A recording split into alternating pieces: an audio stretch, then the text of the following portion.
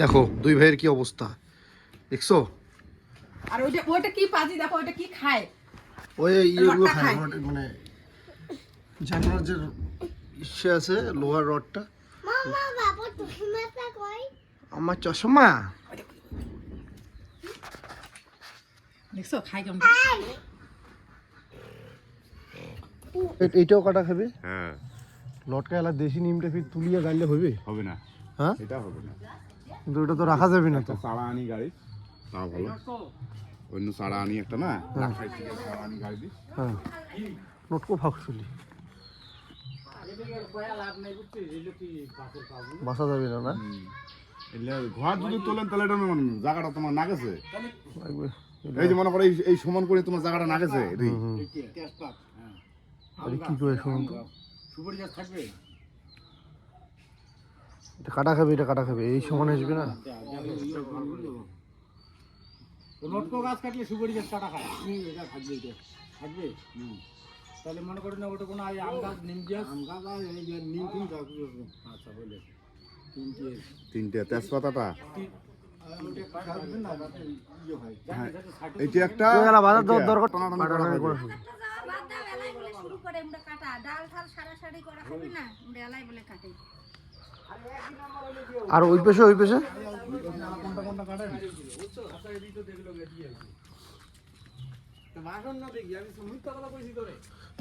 ওই পেশে ঘরের দোকান দোকান গিয়া মানে একটা ঘরের জন্য কি হয় যে তোমার এই যে এটা যাবে। মানে ওই যে একটা সুপারি গাছ, তারপরে আছে লেচু গাছ, এটাও যাবে, এইটাও। হ্যাঁ হ্যাঁ হ্যাঁ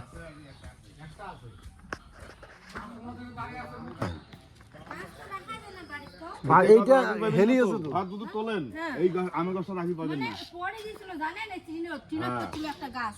তাহলে এই যে ভেজা গাছ, মুগং এইটা কাটুক না, এই লাইনটা থাকবে না, আর ওই গুয়ার গাছটা লাইনটা এই লাইনটা থাক, ওই ঘরটা এটা আসবে তো আরামসে হয়ে যাবে। এইটা কি হুরকে এইটা আর লেচু গাছ মানে মানে এটা থেকে যা পড়ে আর কি। হুরকের জন্য জানেন থাকে না, গাছ রাখা যায় না ঘরে। না ঘরের উপর গাছ রাখতে নাই, হুরকে কত ঘর থেকে দিয়ে আসবে। হ্যাঁ না, হুম এই গাছটা রাখি পাবেন না। এই গাছটা রাখলে তোমার Risk. বিশাল ক্ষতি হয়ে যাবে ভবিষ্যতে। দেখেন না হালি আছে গাছটা এই পাকে। দশটা ছাড়লেও রাত্রি কোনো আসি ঘরটা ইয়ে দিকে গিয়েছে, হ্যাঁ তাহলে ওদিকে ঢুকেছে। কারণ রিস্ক হয়ে যায়, গাছটা না উপর থাকে। না সে ঢুকুক না, কিন্তু গাছটা যে মানে বাড়ির বগল থাকি যাচ্ছে রিক্স হয় না। ঘরটা আমি না না গেলে এইলে কাটে না গেলে না। হ্যাঁ হ্যাঁ হ্যাঁ ঘরটা জানি না গেছে। আলা কি কোন কও আর ঘরটা তখন আনি দেবে, তখন এই যে এই মাটিখান ভরাট করে গেলে কত মাটি নাকি টাকা তো লাগবে। টাকা নাই। তখন এই যে জলের সমস্যা, জলটা খুব কাটা দেবে। অন্যদিকে ভেড়কে দিবে আর কি না, মাটির তলে ঢাকা থাকবে পাঁচটা করা খাবে, উপায় তো নাই না, হ্যাঁ বুদ্ধি তো করা খাবে। এলা পাইপ দিয়ে গেলে কি এখানে ও যে গাড্ডা গাড্ডা হয়। অব্দি অব্দি দেওয়া খাবে, ওই গাড্ডা অব্দি দেওয়া খাবে। কটা কাঠটা আনিয়া এখানে গা দিয়ে ড্রেনের মতন বানাবে। নম নম করে শুরু করে দিলাম ঘরের কাজ। ঘরের কাজের প্রথম স্টেপ হচ্ছে গাছ কাটা, কারণ ঘরটা যেখানে তুলবো সেখানে গাছে ভর্তি। তোমরা অনেকেই বলেছিলে মিতু গাছগুলো কাটো না, আমারও সত্যি খারাপ লাগছে। অনেক দিনের পুরনো গাছ, বাবার মানে আমার শ্বশুরমশাইয়ের আবো বলতে আমাদের দেশীয় ভাষায় আবো বলে, মানে ঠাকুমাকে বলে। ঠাকুমা ওই যে কিছু গাছ গেড়েছিল, যেরকম আম গাছ, সুপারি গাছ, সেই গাছগুলো কাটা হবে। কিন্তু গাছ না কাটলে ঘর বানানোর একদমই উপায় নেই, কারণ আমাদের বাড়ির চারপাশটা পুরোটা গাছে ভর্তি, মানে পুরো গাছে ভর্তি। তো ঘরগুলো তো ছোটো মোটো বানিয়ে লাভ নেই, তাই না বলো? কারণ একটা ঘরের মতো যদি কিছু জিনিসই না রাখতে পারলাম, তাহলে এত ছোট রুম বানিয়ে কি হবে? যেরকম আমরা যে রুমটাতে এখন আছি, দেখতেই পারছো কত ছোট ছোট রুম। তো ওরকম রুম বানিয়ে তো লাভ নেই। ছেলেরা 2 ছেলে বড় হয়েছে হবে, ওদের পড়াশোনার জন্য এক্সট্রা রুম লাগবে, তাই না বলো? তো টিউশন টিচার আসবে, তারপরে বন্ধুবান্ধব ওদের আসবে, ওদেরও একটা রুম লাগবে। তো যার কারণে রুমগুলো আমি চাচ্ছি বড় বড় করতে। তো কিছু গাছ কাটা পড়বে, তারপরে সামনের দিকে যেরকম বারান্দা হবে, তো যার কারণে কিন্তু অনেক গাছ কাটা পড়েছে। খারাপ লাগছে, কিন্তু নতুন জিনিস কিছু শুরু করতে গেলে পুরনো জিনিসকে অবশ্যই বাদ দিতে হবে। তো যেহেতু একটা সুন্দর নতুন কাজ শুরু করতে যাচ্ছি, সেই জন্য পুরনো জিনিসগুলোকে বাদ দিতেই হবে। হ্যাঁ, গাছগুলো পরে না হয় সুন্দর করে আবার ভাও মতো করে লাগানো যাবে। আর এখন যেরকম সেইভাবে তো আর লাগানো হয়নি, কারণ যেইভাবে পেরেছে সেইভাবেই লাগিয়েছে। পরবর্তীতে আমরা ভেবে চিন্তে না হয় গাছগুলোকে ভালোভাবে করে লাগাতে পারবো। যেই গাছগুলো কাটা পড়েছে, যেমন লিচু গাছ, আম গাছ, এই গাছগুলো। তো এখানে মোটামুটি 3 জনের মতো লোক এসে এরা গাছ কাটছে। গাছ কাটাটা কিন্তু খুবই রিস্কের ব্যাপার, তাই না বলো? আর আমি ওদিকে রান্না বান্না করছি। বাড়িতে একটা কাজের কাজ শুরু হলে কি যে অবস্থা হয়, না স্নানের ঠিক থাকে, না জামা কাপড় ধোয়ার ঠিক থাকে, না রান্নার ঠিক থাকে, কি বলবো, একদম বিজিকিচ্ছা অবস্থা হয়ে যায়। তার উপরে আমার মতো যদি একটা বড় ছেলে থাকে, যার কি অবস্থা করে কি বলবো। যতই বলে গাছ কাটার ওদিকে যাস না, তাও যাবে। এদিকে তোমাদের দাদা ভাই আর বাবা মিলে গাছের ডালগুলোকে সরিয়ে সরিয়ে এক সাইডে রাখছে। তার কারণ হচ্ছে গাছের বড় যে ডুমগুলো, ওগুলো পড়বে, তো নাহলে গাছের ডালগুলো নিচে পড়ে যাবে। আর বাকি যে বড় বড় গাছের ডুমগুলো দিয়ে, ওগুলো দিয়ে বিছানা বানানো হবে। আমার তো খাট আছে, এক্সট্রা করে বিছানা বানানো হবে। তারপরে আরও অনেক কাজ করা যায়, কাঠের তো আর কোনো ইসে হয় না। তো যাই হোক, দেখতে থাকো।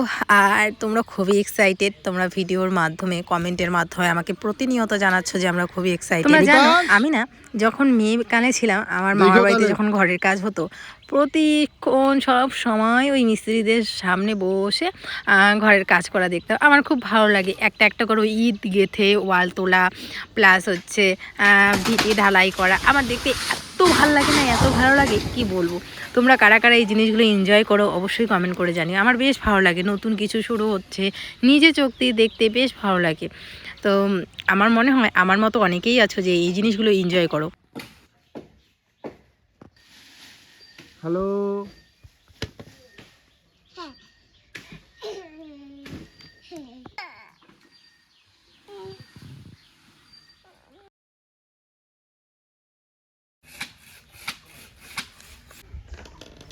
আর জানো তো বন্ধুরা, আমাদের বাড়িতে আমি সবসময় তোমাদের বলি না যে এত ঠান্ডা, শীতের দিনে এত ঠান্ডা, বাড়িতে এক ফোঁটা রৌদ্র নেই। কিন্তু এই গাছগুলো কাটার পরে না আমাদের বাড়িতে বেশ সুন্দর রৌদ্র ঢুকছে। এই গাছের জন্য পুরো বাড়িটা ছায়া হয়ে থাকতো আর প্রচণ্ড ঠান্ডা হয়ে থাকতো। কিন্তু যেই গাছগুলো কাটা হলো, ঝলমলে রোদ যেন আমাদের উঠোনে কি বলবো, ঝিলমিলিয়ে উঠলো। বেশ ভালো লাগছে রৌদ্রটা। আর শীতের দিনে তো এই রৌদ্র বেশ ভালো লাগে। হ্যাঁ, গরমকালে ভালোই মজা হবে। গরমকালে তখন আমাদের পিস করে কাটতে হবে, কারণ গরমকালে আমরা গাছের কদর বুঝি। আর ঠান্ডাকালে আমাদের গাছের পাশেই যেতে ইচ্ছা করে না ঠান্ডার জন্য। যেখানে রৌদ্র সেখানেই মনে হয় গিয়ে বসে থাকি। তো যাই হোক, যারা এরকম করে গাছ কাটছে তাদেরও কিন্তু প্রচণ্ড কষ্ট হয়, কারণ এই গাছ কাটাগুলো প্রচণ্ড রিস্কের ব্যাপার। উপরে একদম গাছের সেই মগ ডালে উঠে ওখানে গিয়ে গাছের ডাল ছাটা, তারপরে গাছ কাটা খুব রিস্কের ব্যাপার। ওদের ভাত খাবে না আর কি, ওরা খাবে হচ্ছে পরে, না ভাত খাবে না দুপুরবেলায়। আর একটা মানুষ দেখবি দুপুরবেলায় সারাদিন কাজ করার পরে তোমার বাড়িতে যদি কিছু না খায়, খুব খারাপ লাগে। তো তারপরে আমি বললাম কি, তাহলে এক কাজ করে একটুখানি চিরা মেখে দিই, চা মেখে দেয়, আর দোকান গিয়ে দেখো তো কিছু পাওয়া যায় নাকি। তো পরে বাবা দোকানে থেকে একটা কেক নিয়ে আসছিলো, যে কেকগুলো পাওয়া যায় আর কি দোকানে, বেকারি কেক টাইপের, ওই বেকারি কেক নিয়ে আসছিলো। আর তার সাথে চিরা মেখে দিয়েছিলাম, লঙ্কা, তেল, পেঁয়াজ দিয়ে, আর লাল চা করে দিয়েছিলাম। ওগুলোই ওরা পেট ভরে খেচ্ছিল। আর বলছিল খুব খিদে পেয়েছে। সত্যি যখন যারা খুব ক্ষুধার্ত থাকবে না, তাদের যখন পেট ভরে খাওয়াবে, তখন নিজেদের এতটা শান্তি লাগে কি বলবো। যদিও ভাত খাওয়াতে পারিনি, আমার খুব খারাপ লাগে ভাত খাওয়াতে না পারলে। আর আমাদের এখানে গ্রামে সবাই আর কি যেই আর কি কাজ করুক না কেন, ভাত খাওয়ায় আর কি। তো আমি এই মুহূর্তে বাচ্চা নিয়ে পারছি না জন্য খুব খারাপ লাগছে। তো যাই হোক, বাকি পরে যে মিস্ত্রিরা কাজ করবে তারা তো অবশ্যই ভাত খাবে। তো দেখতে থাকো তোমরা, বাকি ব্লগগুলো খুব ইন্টারেস্টিং আসছে। আশা করছি তোমরা খুব এক্সাইটেড। ওই বাবা আসো না।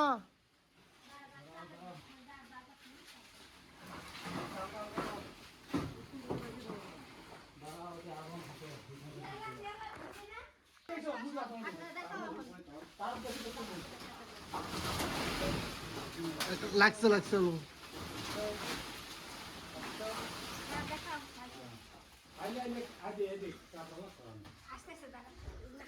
হাঁটো তো, ও এমন করে স্টাইল করে।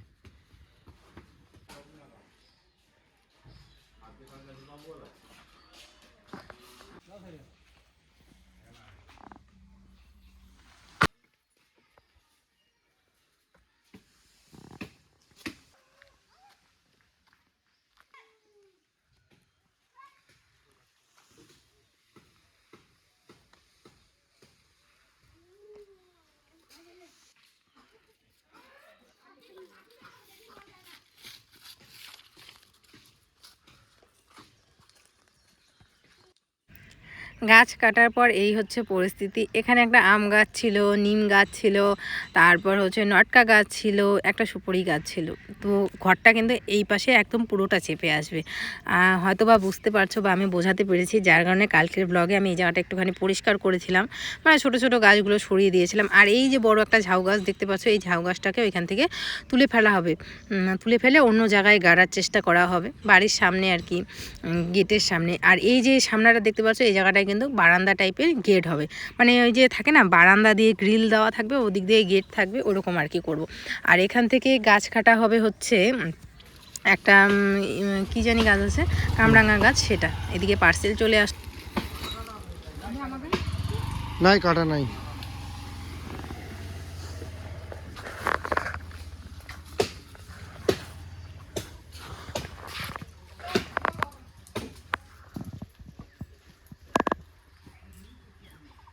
এই জায়গাটা দেখো কতটা খালি খালি লাগছে এখন, মানে বাড়িটাতে রোদ আসছে দেখো।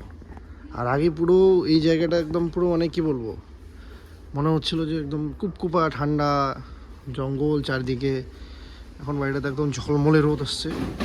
হ্যাঁ, গাছপালা অবশ্যই থাকা প্রয়োজন, কিন্তু বাড়ির আশেপাশে সেটা যেন জঙ্গলে পরিণত না হয়, এই হচ্ছে বিষয়।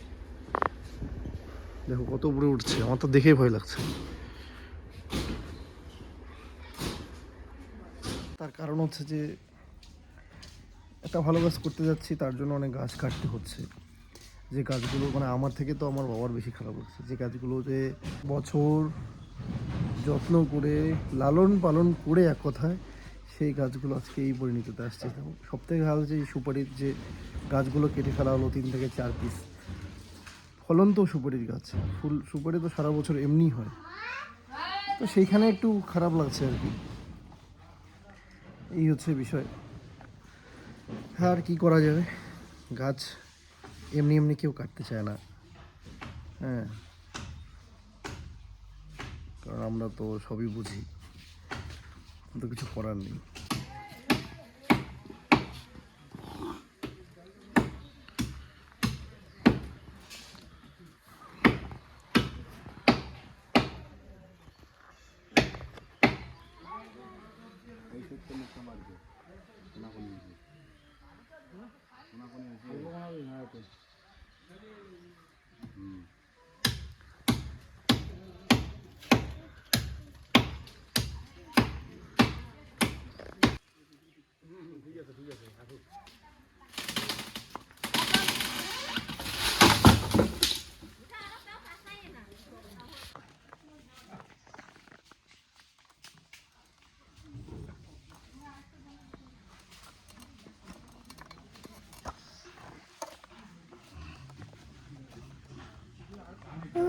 বুঝলো, মাথা কোনটা বাবা, মাথা প্রণাম করো তো, প্রণাম। হ্যাঁ, নমো দাও, দুইয়েতে নমো, নমো। কান কোনটা, কান, কান এইটা। কি বা খাওয়াই দিল আমাকে, কি টেস্টি। আমাকে হাম্মি দাও তো, হাম্মি। হয়েছে হয়েছে হয়েছে হয়েছে, ঠিক আছে, দিছো দিছো। ভালো লাগতেছে আমার, আমি খুব আনন্দিত মনে আছি। গাছটা সব কেটে ফেললো, এত সুন্দর সুন্দর গাছ। মানুষ মরে যায় কিন্তু তার কথা সারা জীবন থেকে যায়, তাই না বলো? হ্যাঁ, আমার দিদাও আজ চলে গেছে আমাদের ছেড়ে, 1 বছর হয়ে গেছে। কিন্তু তার কথাগুলো এখনও আছে। দিদা সবসময় বলতো কাউকে কিছু দিয়ে কোনো দিনও মন পাবি না, কিন্তু কাউকে খাইয়ে দেখিস মন পাবি। মানে তৃপ্তি করে যদি তা কাউকে খাওয়াস তাহলে বলবে যে না হ্যাঁ আমি তৃপ্তি হয়েছি। কিন্তু কাউকে কিছু যদি দিস তার প্রতি সে কিন্তু আরও চাহিদা থাকবে, ইস, আমাকে যদি আরও কিছু দিত, আমাকে যদি আরও কিছু দিত, এরকম একটা থাকে। কিন্তু খাওয়ালে তার মধ্যে থাকে না যে হ্যাঁ আমার পেট ভরে গেছে, আমার আর লাগবে না। তো দিদার কথাগুলো জীবনে চলার পথে প্রতিক্ষণে আমার মনে পড়ে। তো যাই হোক, এদিকে এই যে কেক নিয়ে আসছে আর চিড়া দিলাম, তো ওরা এটাই খাবে, জল খাবে। আর আমি এদিকে চা বসিয়েছি। আর আজকে জানো বাড়িতে এই যে কাজ শুরু হয়েছে না, ছেলের আমার কিন্তু ঘুম নেই। 2 ছেলের মধ্যে একটা ছেলেও ঘুমাচ্ছে না। আমি জানি না এখন তো কন্টিনিউ আমাদের বাড়িতে কাজ হবে, আমার ছেলেগুলো যদি না ঘুমায় আমি মিস্ত্রিদের কিভাবে রান্না বান্না করে খাওয়াবো, আমি কিভাবে কি করব, আমি দিশেহারা হয়ে যাচ্ছি। মানে ওরা যদি দুপুরে না ঘুমায় তাহলে কি পরিস্থিতি হবে বলো তো। আমি কিভাবে একা হাতে রান্না করব, কিভাবে কি করব। হ্যাঁ মা তো থাকবে, কিন্তু মা তখন এই বাচ্চাদের সামলাতেই লাগবে, কারণ আমাকে তখন রান্নাবান্না এই সমস্ত কিছু করতে হবে। এই একটা দিনই আমাদের যে নাজেহাল অবস্থা। তো যাই হোক, আর সবাই বলে যে শুভ কাজ করতে গেলে শুভ দিন দেখে করতে হয়। তো আগামী বুধবার দিন আমাদের বাড়িতে মিস্ত্রি আসবে। তো যাই হোক, আমি যে কতটা খুশি সেটা আমার ভয়েসের মাধ্যমেই তোমরা বুঝতে পারছো। এক দিদিভাই কমেন্ট করে বলেছিলে তোমরা কি টিনের ঘর দিচ্ছ না পাকা ঘর দিয়েছো ইট বালু পাথর দিয়ে। হ্যাঁ, আমরা ইট বালু পাথর সিমেন্ট এগুলো দিয়ে পাকা করে ফুল ওয়াল দিয়ে তারপরে ছাদ দেই না কি দেই সেটা তো দেখতেই পারবে। এইভাবেই ঘর করব, টিনের ঘর করব না। আর হাফ ওয়ালও করব না, কারণ হাফ ওয়াল ঘরে থাকতে থাকতে আর ভাল লাগে না। আমাদের প্রমোশনের ভিডিও থাকে, তখন একটা সুন্দর ব্যাকগ্রাউন্ডের প্রয়োজন হয়। তো যার কারণে টিনের ঘরও করব না। আর টিনের ঘর হবে এই জায়গাটাতে, আমাদের যে ওই পাশে টিনের ঘরটা আছে ওই ঘরটা এনে এখানে রাখা হবে, কারণ এখানে গরু আছে, ছাগল আছে, এগুলো থাকবে, আমার হাঁস আছে, ওগুলো রাখবো। প্লাস একটা বিছানা রাখবো, মানে 2টা রুম থাকবে, একটা বিছানা থাকবে, ওটার মধ্যে কেউ থাকতেও পারবে। আর পরে যখন আমাদের ওই পাশের রুম হয়ে যাবে তখন তো আর এদিকেও আমাদের এই পাশেও ফাঁকা রুম থাকবে, এখানেও থাকতে পারবে মানুষ, তাই না বলো, আত্মীয় স্বজন আসলে। তো এই আর কি, ইট বালু পাথর দিয়ে সিমেন্ট দিয়ে ঘর করছি। আর এই যে ঘরটা, এই ঘরটাও পাশে যাচ্ছে আর কি। 2টা মানুষে কনফিউজ হয়ে যাচ্ছে। আমি বলি না মাঝে মাঝে ভিডিওর মধ্যে যে এই ঘরটা ওদিকে যাচ্ছে, তখন মানুষ হয়তো ভাবে যে আমি হচ্ছে টিনের ঘরের কথাই বলছি, যে না টিনের ঘর না, এই জায়গাটাতে আমাদের পাকা করে ঘর হবে।